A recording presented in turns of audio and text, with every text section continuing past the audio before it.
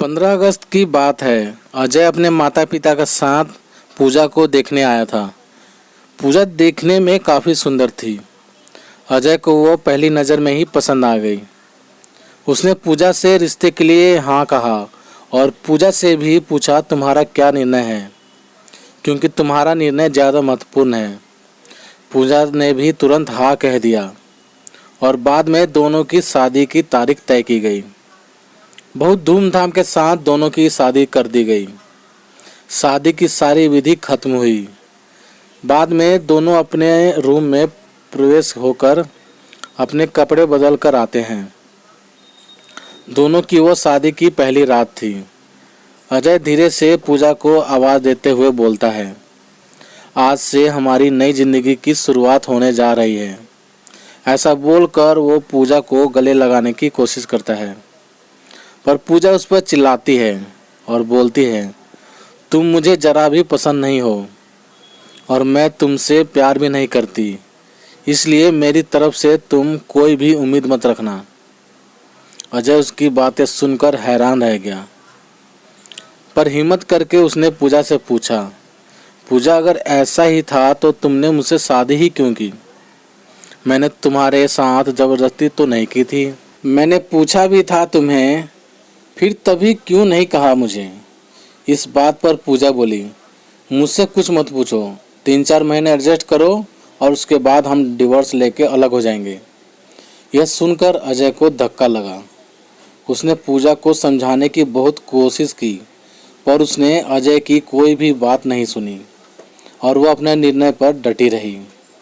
अजय उससे बोला, ठीक है, तुम्हें यही ठीक लगता है तो यही करेंगे, पर मेरी एक बात मानोगी क्या?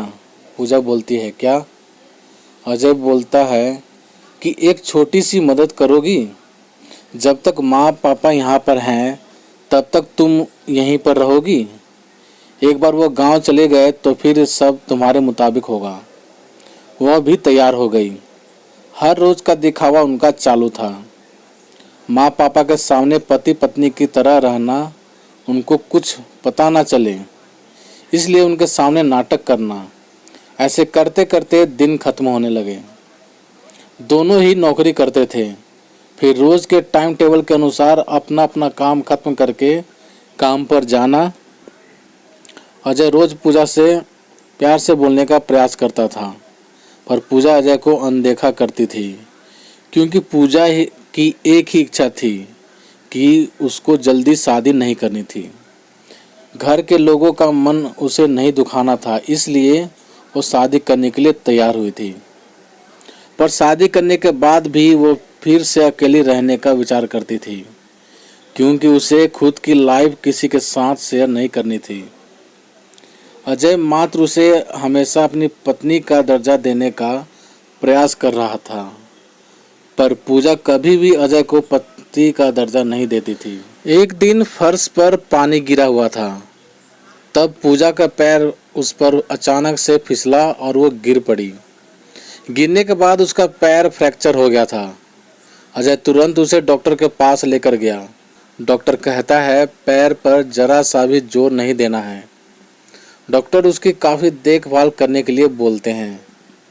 फिर क्या था, अजय उसका पहले से भी ज़्यादा ख्याल रखने लगा। हर रोज़ उसके पैर की मालिश करता था। उसका पैर फ्रैक्चर होने के कारण उसे ठीक से खड़ा भी नहीं हुआ जा रहा था। घर के काम और खाने की जिम्मेदारी अजय पर आ गई थी, पर अजय को तो पहले से ही ये सब की आदत थी।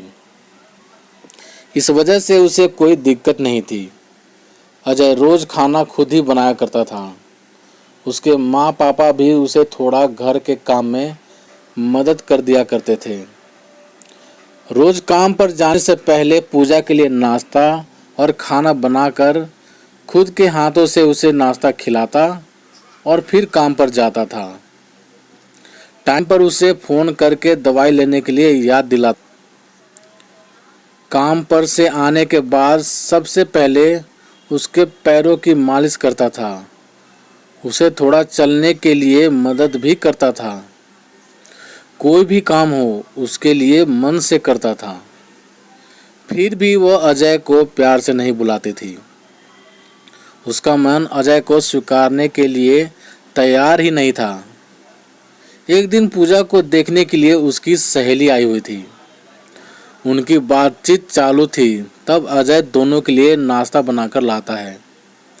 फिर वो पूजा से बोला, मैं ज़रा मार्केट से हो आता हूँ, थोड़ा सामान लाना है, तुम दोनों को कुछ चाहिए तो बता दो। पूजा बोलती है, नहीं अभी कुछ नहीं चाहिए, तुम जाकर आओ। पूजा की सहेली को अजय को ऐसे नाश्ता लाते देखकर धक्का लगा। उसने पूजा से पूछा, पूजा घर के काम सब तुम्हारा पति ही करता है क्या? हाँ वही देखते हैं, मेरा पैर फ्रैक्चर होने के बाद से। तब पूजा की सहेली पूजा से बोलती है कि तुम बहुत खुशनसीब हो जो तुम्हें इतना प्यार करने वाला पति मिला। पूजा के चेहरे पर मात्र प्रश्न चिन्ह था। तभी पूजा बोली, इसमें इतना खुशनसीब होने जैसा क्या है? उसकी सहेली बोली, अरे मेरा पति मुझे पूछता तक नहीं है कि कैसी हो तुम, खाना खाया कि नहीं, और मेरे पति ने आज तक कभी मुझको चाय तक नहीं पिलाई। मुझे भी लगता था कि मेरे पति भी मेरा ख्याल रखें। ज़्यादा कुछ नहीं पर प्यार भरे शब्द ही बोले तो बहुत होता। मेरे लिए बहुत इच्छा होती है, पर इसके बजाय मुझे हमेशा निराशा ही मिली। बहुत मन दुखता है मेरा। यह सब सुनकर पूजा विचार में डूब गई। उसके मन में अजय के प्रति प्यार जगने लगा। अजय का प्यार उसकी आंखों के सामने आने लगा। वह उस पर जान छिड़कता है और वो उसकी कदर तक नहीं करती। अभी धीरे धीरे पूजा को भी अजय से प्यार होने लगा था। अजय के मन में मात्र एक ही डर था कि माँ बाप गांव गए तो हमारा तलाक हो जाएगा, पूजा मुझे छोड़कर चली जाएगी और समाज में मेरी इज्जत भी खाक में मिल जाएगी। तभी माँ पापा अजय को बोलते हैं कि अभी हमें गांव जाना है, थोड़े दिन रहकर खेती वगैरह करके फिर आएंगे। अजय उनको जाने नहीं देना चाहता था और उनको डिवोर्स के बारे में भी बता नहीं सकता था। अजय सोच रहा होता है कि अभी पूजा को सब कैसे पूछे। यही सोचते ही वो सो जाता है। सुबह जब उठता है तो देखता है कि पूजा बहुत जल्दबाजी में थी। वह जॉब पर जाने के लिए निकल रही थी क्योंकि उसका पैर अब ठीक हो चुका था। तब जाते जाते पूजा बोली कि अजय टिफिन बनाकर रखा है, लेकर जाना, कपड़ों को इस्त्री करके रख दिया है और नाश्ता भी करके जाना, और हाँ आज घर पर जल्दी आना। इतना बोलकर वो जॉब के लिए निकल गई। अजय मन में ही सोचने लगा कि जिसने आज तक एक गिलास पानी तक नहीं दिया, आज अचानक ऐसे उसने इतना सब कैसे किया। अजय का मन बहुत अशांत हो गया। वह भी सब काम करके ऑफिस के लिए निकल गया। उसके मन में बस इतना ही चल रहा था कि आज हमें डिवोर्स के बारे में बात करना है। शाम का वक्त होता है। पूजा के बताने के अनुसार अजय जल्दी घर आता है। पूजा ने खाना बनाकर सब काम निपटा लिया था। पूजा घर पर आते ही उसे चाय देती है। यह सब अजय के लिए नई बात थी। चाय पीते पीते अजय धीरे से पूजा से पूछता है, पूजा तुम ठीक तो हो ना? तुमने निर्णय तो लिया ही होगा ना? मुझे छोड़कर जाने वाली हो इसलिए ये सब कर रही हो ना? इस पर पूजा बोलती है, मैंने अपना फैसला ले लिया है और मैं कहीं भी नहीं जा रही हूँ। मैं अपनी पूरी ज़िंदगी तुम्हारे साथ ही जीना चाहती हूँ। और इतना कहकर अजय को गले से लगा लेती है। वो बोलती है, मैं तुम्हें छोड़कर कहीं नहीं जाऊँगी। मैं तुमसे बहुत प्यार करने लगी हूँ और अभी यह हमारा रिश्ता कोई भी नहीं तोड़ सकता। ज़िंदगी में बहुत बड़ी भूल हो गई होती मुझसे अगर मैं तुम्हें खो देती तो। अरेंज मैरिज करके भी तुम्हारे जैसा इतना प्यार करने वाला पति मुझे मिला, यही मेरी खुशनसीबी है।